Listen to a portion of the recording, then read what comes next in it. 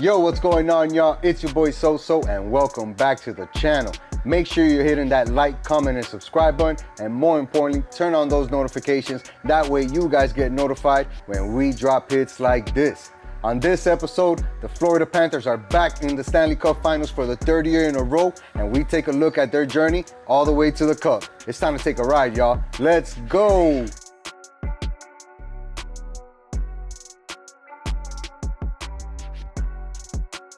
So, do you like my hat or what? I mean, that's a pretty fresh hat, if I'm being honest. You know what I mean? The hat was a big hit this year, and I was kind of, we had so many other cool things that I wasn't so excited for that, but the pop that hat got all weekend was awesome. Not only that, dog, but for me, it was like, it stood out because of how people tend to dress on the golf course, right? And we had gone back and forth so many times about the fonts, how big should the fonts be, you know what I mean? Like even picking the color of the hat. A lot went into it. Yeah. And I think it stood out amongst the things that we got for everybody else, man. Yeah.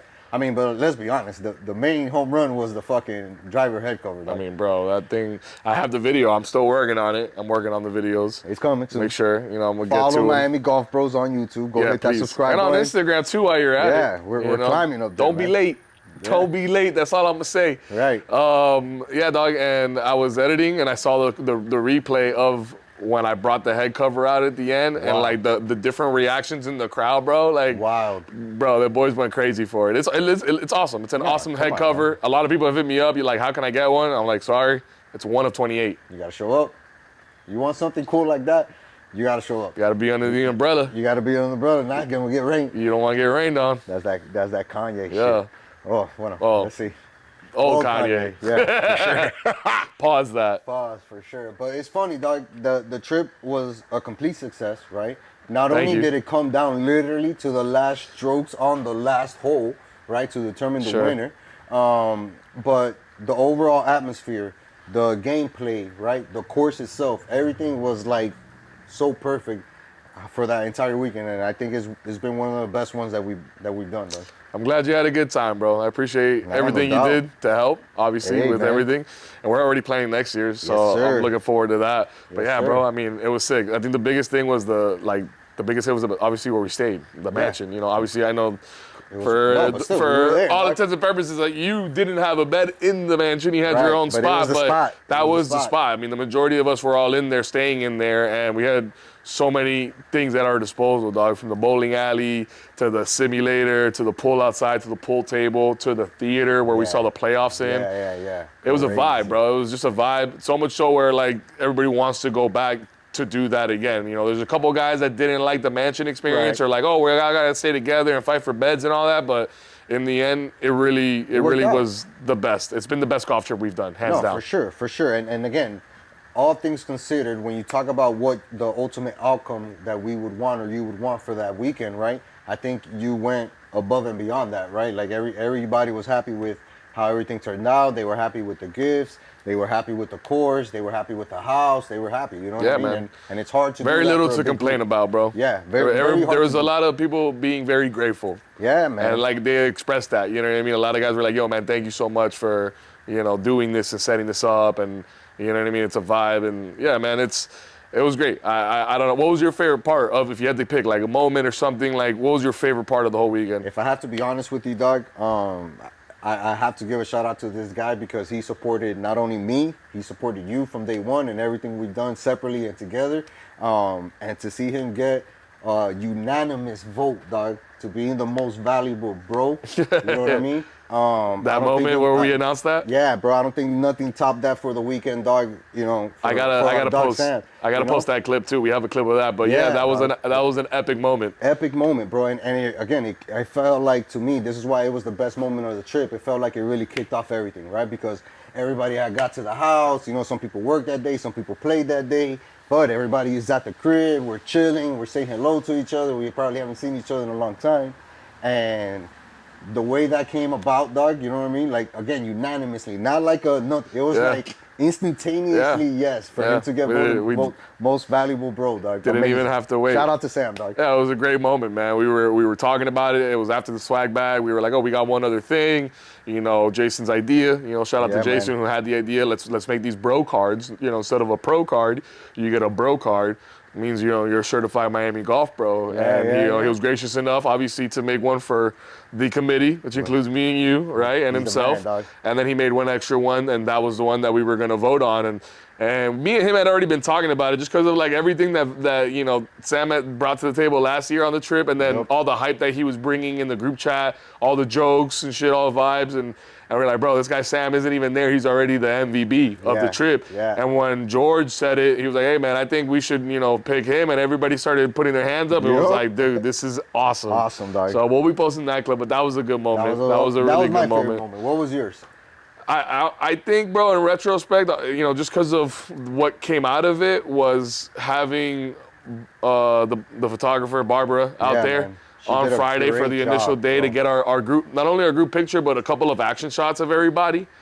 A lot of new profile pics. Dog, the pictures, shout out to Barb, man. She did a great job, man. She got everybody teeing off. She got the foursomes and stuff, and the pictures look really good. The quality came out great. It was exactly what I wanted, you know, to give to the group was that. Like, hey, have a potential profile picture, or in some guys' cases, you know, try to bury that somewhere underneath a rock and never let anybody see it again. We know who it is. You know who you are. We know who it is. Like for that, like just for the fact that what we got out of it, those pictures, you know what I mean? Like that was really cool. It was something new that we did too. We hadn't done that before, and like it just brought a whole new element to the golf trip, I thought. Nah, bro, and it's, again, that's us continuing to every year ante up the stakes, right? And you know, find different ways that we can make the new trip even cooler than the old trip, which is getting harder to do, but that's the challenge that I think that you love taking on, bro, when you envision this whole Miami Golf Bros tournament every year, man, and I think it's going to be great, bro. I don't know if you want to announce where we're going next year just yet. It's out there already, bro. I think if you follow, you know, you already know we're going to Stream Song next year. You know, on, baby. And you talk about how do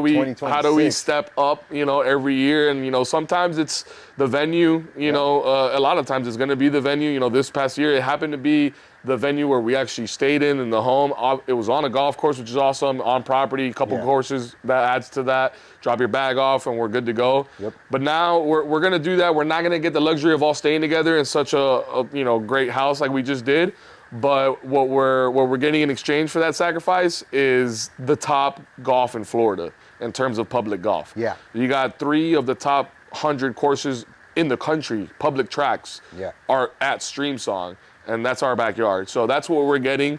The property itself, I hear amazing things about too. You know, they got all the amenities if you're willing to pay for it. They got skeet shooting and bass fishing and, you know, archery, you know, a bunch of other things that you could do. Plus, you know, they got nice restaurants there and all that. It's out there in the middle of nowhere. So it's, you got to come correct for a resort like that to get people out there.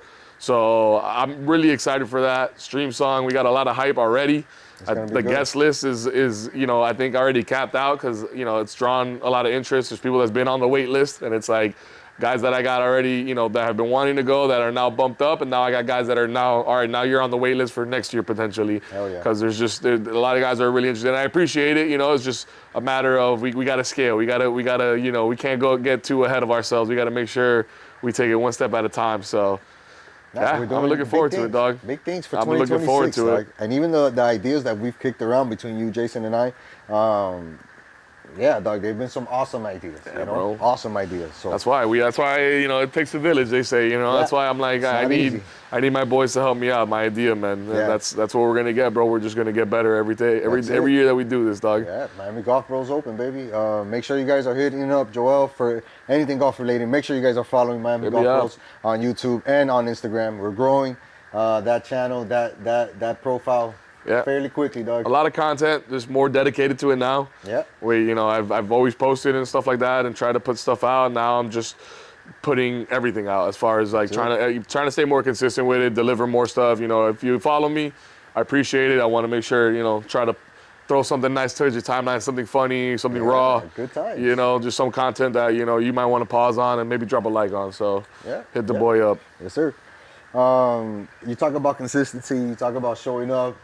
all that does is remind me of the Florida Panthers. Sheesh. As they make their third Stanley Cup final in 3 straight years. Dispatching of the Carolina Hurricanes, who were supposed to be our biggest competitor to date. And doing it in a gentleman's sweep, dog. Not even like a game 6, a game 7. Yep. Winning on their home ice. Yep. Getting 2 games on their home ice, as a matter of fact. It just shows you the type of level this Florida Panthers franchise is at, right? Because as I'm watching this, and I see more fans, coming out, and more people watching the games, more people getting together at bars and stuff to watch the Panthers. It makes me realize that these guys are buying in because they're getting a good product and they're getting a consistent product. And when you're doing that, right, or you're offering that as a franchise, you're going to end up winning more often than not. Why? Because then people want to come and play for your team. One of the biggest accusations, Brad Marchand has been playing acquisitions. Let's just throw that out there. Acquisitions has been his high level of playoff play, dog. Yeah, he's a veteran. He's a seasoned vet. Consideration for MVP of the playoffs for the Panthers. And he's not even leading the team in postseason goals. That's Sam Bennett. That's debatable. Yeah, but he's up there. You can put him up there for what he's brought to the table already. Hey, he would be the MVP for the postseason. You'd be like, I can see it. Maybe. Right? There's an argument, Kachuk possibly. is another one that my favorite would be Kachuk. That's just everything he does, going above whatever he needs to do. Yep. Not necessarily, again, scoring goals or getting crazy assists.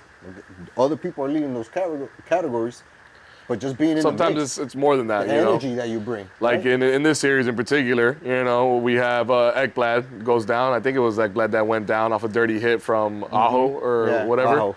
And Matthew Tkachuk got right in the game, dog. Straight jawing him, hitting him with the stick.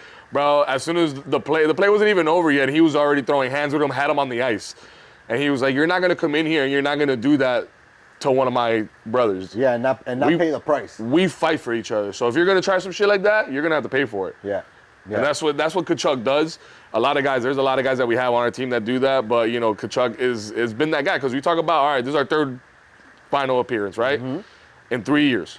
The first one, we went there with a different team. Completely different. We had Huberdeau. Yeah. We had a couple other guys. Radko. Gudis. Yeah. We had a couple different guys. Then we lose to the Knights. All right, fine. Off-season, Bill Zito changes some things around. Makes sense. We end up getting Matthew Tkachuk. Boom, boom, boom. Fast forward to our first Stanley Cup championship, our first Stanley Cup. And then now, our third year in a row, the team has gotten better, and we've made acquisitions like Marchand, to your point. And I'm looking at this like there's no way anybody at all in this world is stopping us. No way, dog. Except for potentially the one team that has enough firepower and just enough of a chip on their shoulder to come in and do it. And that's who we're going to face in this Stanley Cup, dog. But this is why I think this team is so much better, different, stronger than any previous version that we've seen. Because of the moves that he's made and how quickly and how much they've gelled into the team, right? You talk about Seth Jones, a guy we got in a trade, right? Balling. Coming in and balling, scoring, assisting, block shots, winning fights, knocking guys the hell down, doing anything it takes to win. So, again, every move that Bill Zito has made has worked out for him. Sure. And now you look at this Panthers team and you're like, yeah, this team is dangerous as fuck. And you have to be careful with these guys because they'll find a way to win. They can win pretty, they can win ugly, they can be ahead, they can come back, it could be even to the last minute. Yeah, we saw that in this series because the first game over there in Carolina, we dogged them. Right? We came out the gate strong. And then I think game 2, maybe they went up. No. That was game 1. It was 5-2. Like, it was 1-1, and then 2-2, and then we blew up. And then we went kind of back and forth. We shut them out, 5-zip. That's when Big Bob had his 5th shutout of the postseason. Then game 3, we come back home. Yup. That's the game where we scored 5 goals in the third period. Mollywop. We won that game, I think, 6-2. 6-2, mollywop. I was there at the game. Huge vibe. What a vibe. Huge vibe, bro. Yo, that third period was insane, bro. Yeah. It was 5 goals in 9 minutes, I think. Yeah. The quickest. Unreal. On NHL history. So we go up 3-0, and we're thinking, all right, we're going to close it out at home. There we kind of stuttered a little bit. What happened game 4, dog? We couldn't make it happen. Again, game 4, we go out there, and, you're facing a wounded animal. You're facing a team that is playing with zero, fear, total desperation. So they came out and played harder than we did, right? And were we just tired, possibly?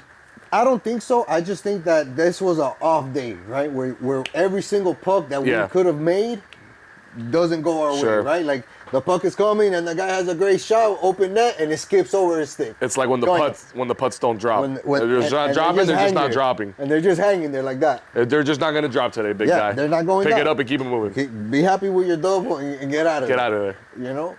That's the type of night that it was for the Panthers. Sure. Because again, if you look at the stats or how they were performing in that series, nothing was telling you that they didn't get opportunities in that game. Right. Nothing, right? They got a ton of opportunities. Yeah, power plays, a lot of shots on goal, everything, and we couldn't break the seal. Cool, it happens. So then when the series moved back to Carolina, then game 5 bounced back, and then again, there we got into some trouble. We got into some trouble as we were down 2-0, right? So as I'm playing in Okori, check out my latest Instagram video. Check that out. I'm playing and I have the game in the background, right? And we're down 2. Golfing during the day and watching. In California. Dog, that's because of the time difference. On a mountain range. Yeah. You're just vibing, living the life. Living. Right? Watch the game while you're golfing. Okay. I'm chilling. And we're down 2 goals and I'm like, coño. But even still, I'm like, I don't know if it was the round. I don't know if it was the elevation. I don't know what the hell it was. But I was like, I'm not that worried. I don't know why. We could just do it. We've seen this team, to your point. Team come back. I come back from a puck. Coño scores 2-1. I'm like, awesome. They're going to show the goal right now. I get to see it. Bang. And then next thing you know, it's 2-2. It was 2 quick goals. 2 quick goals back to back. And then that got us right back in the game. Went completely to another level and a different lane. And Carolina was not ready for that because we scored another 3 goals without them scoring, right? Because they got that third goal on some bullshit, whatever. Yeah. But we scored another 3 goals and pretty much put the game out of reach for them. And wrapped it up real quick.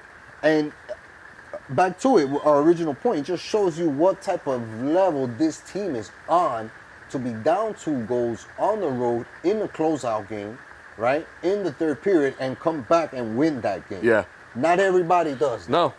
Some people will go, you know what? We'll go back home. We'll take it back home and win it. Not even the good teams that people would consider serious contenders, right? That just shows you how different the Panthers are.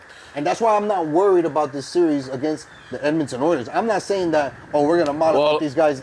You know what I mean? Well, but let's not get to that yet because I got one more thing on the last series that I just remembered. In that game 4, that second game at home for us to close it out, I just remembered one of the things that I had kind of I took exception to, and I want to find out how you feel about this person in general. But I felt like we pulled Big Bob a little too early in that game, and that comes down to Coach Paul Maurice's decision to pull the goalie, right? I think it was the right move. You think that's the right move in that particular game to pull Big Bob that early? Because they scored 2 empty netters quick.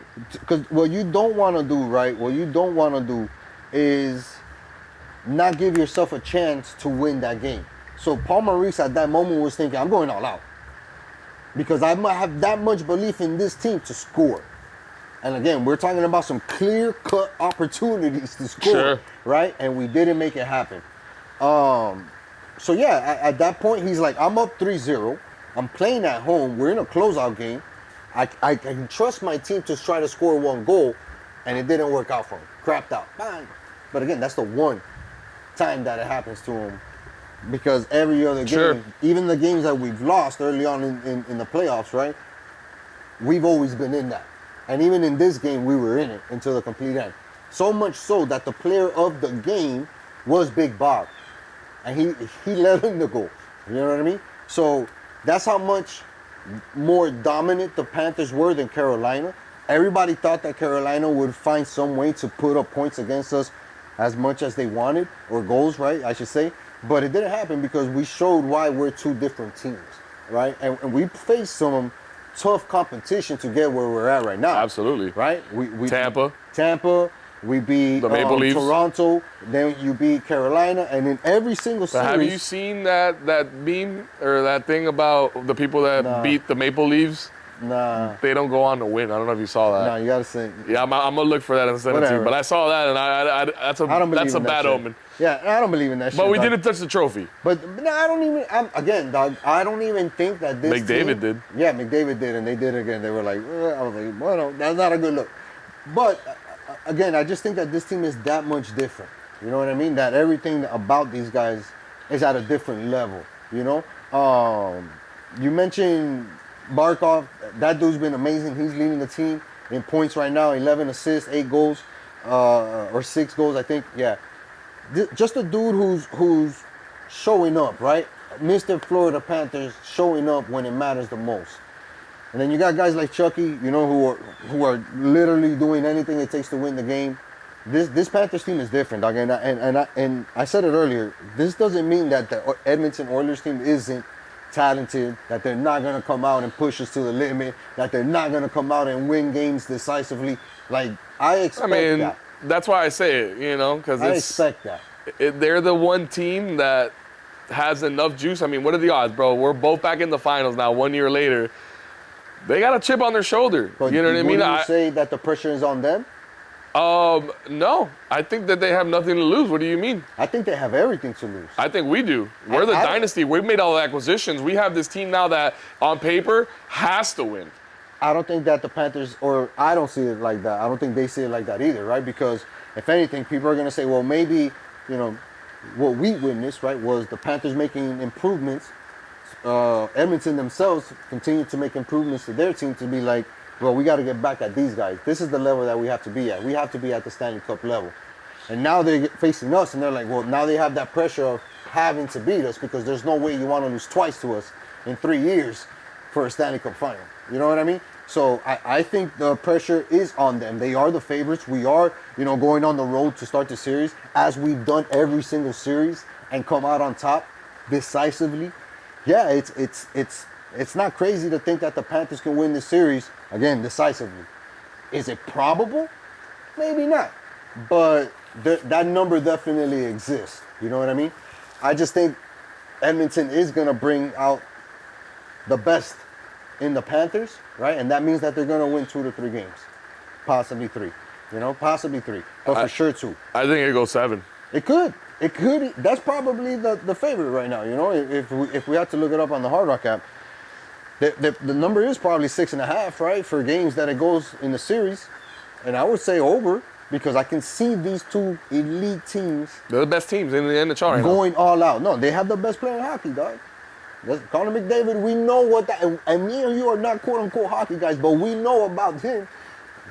There's a reason they call him McJesus. There's a reason, right, that he's the best player, hands down. Nobody in the NHL debates that. There's a reason for that. And he's a big part of why Edmonton is back there. So, yeah, obviously, we can't sleep on them and that team.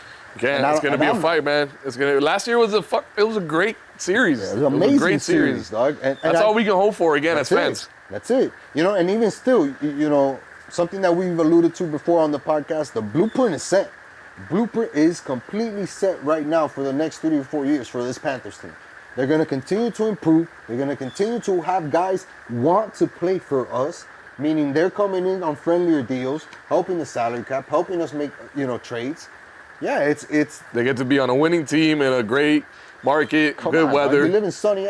You live in what? What's that area called again? Something with an S. Shit. Sunrise. No, Sunrise. Sure. Sunrise. You know, you're up in Sunrise, chilling. Yeah. Come on. Right down the street from the stadium. Chilling. You want to live in Lehigh and get you a super duper mansion like the one that we stayed in? Yeah, that's a little far, a little bit of a drive, but sure, they could do that too if they want. Right, they're players. That drive is an hour for them. That ain't shit. But my point is, you know, as a franchise, they'll have people there, right, that are available to them, that players are willing to come and take less in order to be part of a winning franchise. And right now, the Florida Panthers are definitely a winning franchise. And being in their 3rd straight Stanley Cup final certifies that, dog. What a run, That's man. heat shit. Let's be honest, dog. That's heat shit. You know, that's things that we expect from the Miami Heat. Hey, you should be going to the finals. That's what we expect of you guys. And when it happens, we're like, yep, that's us making the finals again, right? The Panthers are doing that on a even more impressive level, I say, because maybe they have one star. Yeah, in the hockey world, there are very popular players on our team, but realistically, we have maybe 1, 2 stars, right? Chucky's definitely a star. And then Big Bob is definitely another one. You got to get maybe Barkov, Marchand. Marchand's a star.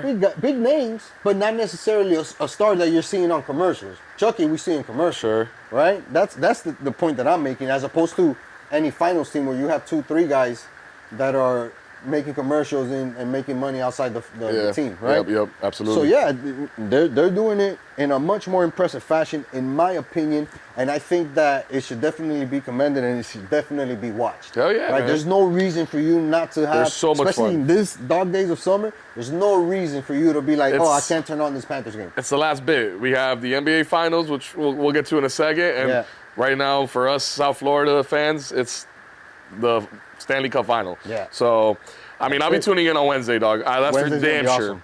And I started already looking for tickets on Monday and Thursday. What are we talking? I don't know. Looking like $500, $600, $700. Hey. I mean, it's history. How often do you get that? You're paying for a historical event, dude. They could be coming back 3-0, and you get that game on fucking Thursday night. You feel me? Oof. That price might go up then. Yeah, for sure, right? Shit. Maybe not 2-1, maybe. Hopefully we come back 2-1 instead of 3-0. Yeah. Shit. Change the tune. Yeah, bro. This series is gonna be dope, man. Starting on Wednesday night, like you said, in Edmonton. I expect it to be a tough game, but me being me, I'm gonna throw $10 on the Panthers money line. You know, because again, it wouldn't shock me for this team to go out on the road and win. They've done it so many times this season, this postseason, which has only been like realistically 17 games. Yeah, dog, super impressive and super reliable in that sense. Yep. You know, no, super reliable. I hope that we're nice and rested. It's gonna be grueling again, the travel, just how far Edmonton is and how much they got to travel and all that. Yeah. So I hope that they got a good plan since they've already been there. They've done that. Hopefully they already know how to what we need to do now. I mean, 2 days between game absolutely 2 and game 3 is major. But it also helps to have been there and done that already. They already know what to experience and how to maybe, hey, this is what I should have done last time. That I should have done differently. Now they have that experience. So, yeah, man, I'm looking forward to it. It's gonna be a hell of a series, man. It's gonna be dope. You got to tune into these cats. Absolutely, dog. Cartier Cats, definitely a fun watch. And even more entertaining in-person experience. Oh my God, bro! It was so much fun. Trick Daddy was the one banging the drum. Yeah, and right? I texted the group chat. I was like, "Yo, Trick Daddy just banged the drum to lead us off. Awesome, We're dog. winning tonight." Yeah. There was no doubt in my mind. No doubt, dog. I think the Panthers are it right now. And if you're looking for a team to really move up to your number 1 spot, they're there. Hey. Come check out my office. Dress, you know what I mean? Come check out my office right now. Yeah. How much Panthers I have. gear up the wazoo, dog. You'll think I'm only a Panthers fan. Hey, listen, dog. You got to go with the team that wins, right? That's and it. Right now, they're the most consistent thing That's that it, we bro. have. That's where my loyalty lies right now. The South Florida fans. Who's bringing me the most joy when I watch them? Yeah, man. It's the Panthers. Absolutely, it's the Panthers. Absolutely, man. Shout out to the Panthers. Let's go, Gatos. Yes, sir. And go and bring this Stanley Cup home. Again. One more time. Again. One more time. Bring it back. Take it to the beach. Back to back. You know what I mean? Back to back champs. The weather's been kind of up and down. We need that Stanley Cup here to change things around. Back to the beach, boy. Yeah, man. That shit'll be awesome. Oh, man. What else we got, man? We got to give an honorable mention out to the NBA Finals. Congratulations to the Indiana Pacers and the Oklahoma City Thunder making their franchise first time in OKC's franchise that they make the final, or second time. No, we beat them. Yeah. We beat them in second year. 2012 was it? It was the first time in like 21 years for the Pacers. Pacers are the one, man. It's interesting because neither one has won. Yeah. Or I mean, if you go back to when OKC was the Supersonics, yeah, I guess yes, that franchise has won. But OKC, the Thunder has not won. Shit. They had their chance when they had Durant and they had Westbrook and Harden and stuff, but obviously that didn't pan out. And then the Pacers have had different runs, man. Back in the '90s with Reggie Miller and company, and then you had later on when they had Ron Artest and them boys, Jermaine O'Neal. That was the squad. And then after that, even with Paul George and Lance Stevenson, so they've had like different runs to like good teams, but every time there's just been always better teams in the NBA. A lot of that was LeBron. Jordan in the '90s. In the early 2000s, you had Kobe in the Lakers. Then you had LeBron in the Heat. Good luck. So it was tough for the Pacers to ever really get something done. Now they got a bright young superstar in Halliburton. and he's matched with probably the only thing that's brighter than him in the NBA, and Shai Gilgeous-Alexander. Fresh off of MVP. And the Oklahoma City Thunder. So it's interesting. They're both small market teams. Yeah. But there's a lot riding for them, and they both got certified superstars and good teams around them. I think the exciting thing about it, too, is that you see the NBA transitioning to younger stars, right? You got Halliburton, you got SGA, who just won his MVP, like I mentioned, his first MVP, and the season that he put together, averaging 30-something points a game, that's ridiculous, though, you know, and that's the exciting basketball that people expect to see nowadays. And how he does it. Yeah, and Halliburton, too. You know, he's had a little bit of a snag these last couple of games and whatnot as far as scoring goes, but this is a dude who any night can potentially hit for 30, right? SGA, you know he's bringing it. So this NBA Finals is going to be interesting because I think the teams do match up, but it wouldn't surprise me for SGA and his boys to pull off this series in 5 games, you know? If they can find a way to control Siakam, who's been playing excellent this postseason, yeah, they'll pretty much have their shot to shutting down Halliburton. And you know, I don't think anybody on that team can stop SGA from going off. You know? I also think Oklahoma City's going to pull it out in this series against Indiana, but I feel like Indiana's going to put up a little bit better of a fight than that. I think they're a little bit better of a team than 5 games. You know, the thing is, it's different, man. So SGA, he's a scorer. He knows how to get to the rim. He gets a lot of calls because he takes a lot of contact. And he's not just trying to chuck up threes, right? True. You know, the game's on the line. You need a bucket. He's going to get down there, right? He's going to get you a bucket. And then you got Halliburton is a little bit different. He's more of the facilitator. He's more of the point guard where he's going to try to find the open guy and rely on his guy. So it's going to come down to him, how hot his team is around him, hitting shots and, you know, hitting up what he's setting them up with. But I think in order for them to potentially overtake Oklahoma City, he needs to become more of that scorer and take more of that responsibility of, I need to be the one getting the buckets. If it's not there and I need to get the pass off, I know I'm confident I can do that, but I need to be the one trying to get to the rim in order for our team to win an NBA Finals. Yeah, it's going to be dope, man. It's going to be a good finals. Like I said, you know, you got 2 young, exciting players, good, exciting teams. They're going to put on a show, you know what I mean? And it's going to be cool. Something different, dog. Yeah, it's not just different. LeBron or the Celtics.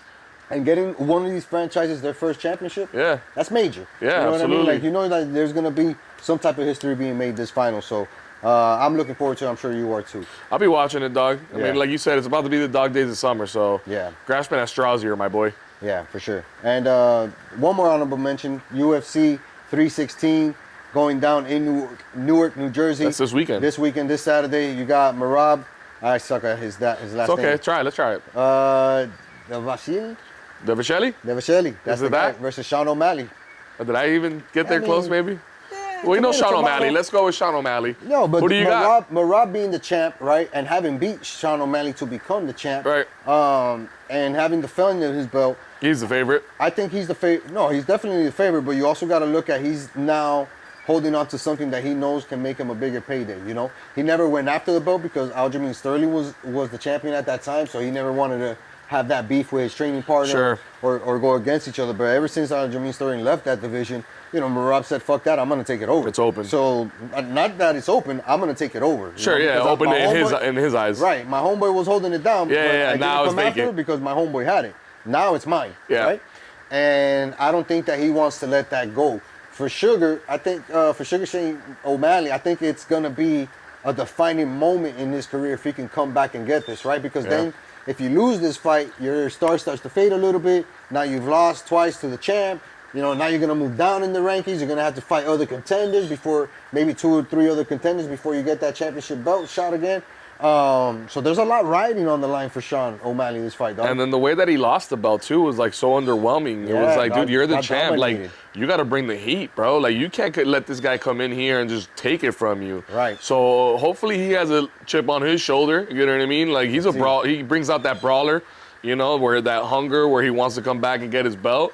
It makes it a good fight, man. But if not, I mean, I think Merab takes it. Yeah, I think so too. You know, I think that Merab is gonna capitalize on the moment, right, and know that he can put this contender away for good and not have to deal with this guy for at least 2 years, right? Because it's going to take him that much longer absolutely to get back up in the rankings. Got to climb in back. A stacked division, you know, like that lightweight division is, or bantamweight, excuse me. Yeah, it's gonna be a great fight. I'm definitely gonna be watching it. I'm with you. I got Marab in this fight. You know, I really do like Sean, and the way that he's taken this camp has shown that he's maturing. I wouldn't be surprised, right? If he won. I wouldn't be surprised if he won, but I just can't see Marab losing. Dog. The way that I see him doing it would be a la Conor against Aldo. Just catch him off guard kind of deal, like coming in and boom, like hits him because he has that ability. He has that knockout power. So I wouldn't be surprised if something like that happened, but I think history is going to repeat itself this coming Saturday. Yeah, I got Marab. Probably 4th round submission, if not 5th round decision, you know, and just take that win, man. But yeah, I'm going to throw some money on the Hard Rock app. We don't condone gambling, and please gamble responsibly. Unless the Hard Rock wants to sponsor this show. Then at that point, allegedly, we might. We might. Maybe. We got to talk to our lawyer. Shout out to Johnny. Yeah, bro, let's wrap this bad boy up, dog. Make sure you guys are following Miami Golf Bros on Instagram. Make sure you guys are subscribed to the Miami Golf Bros. And more importantly, you got to tell a friend. To tell a friend. To tell another friend. To tell everybody they know. To tell everybody they know about this amazing podcast and what we're bringing you. Miami Golf Bros, Sports for SoSo, can't be stopped. Y'all ready? Till next time, y'all. Peace.